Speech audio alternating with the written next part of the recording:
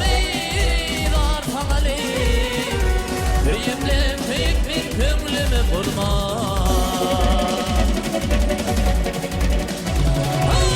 Aşk olur sekiz evri cepadi Ahırına bölür mehri müpadi Oturmam gelir dokuda panile Birke gidip ömrüm yele soğurma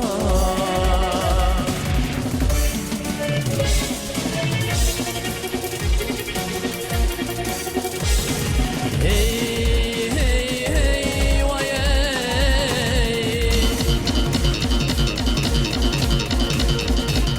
Arkasına varsalar ortaledin oluşum mimarı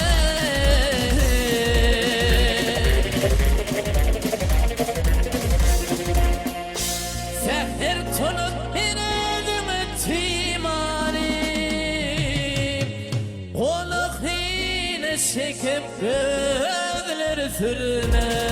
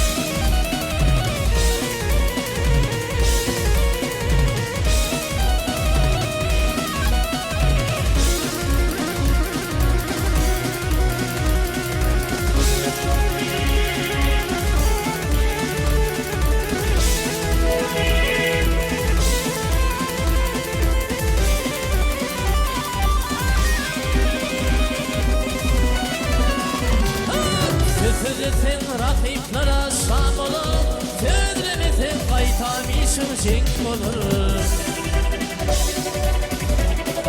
İyisini yaşaman genk olur ey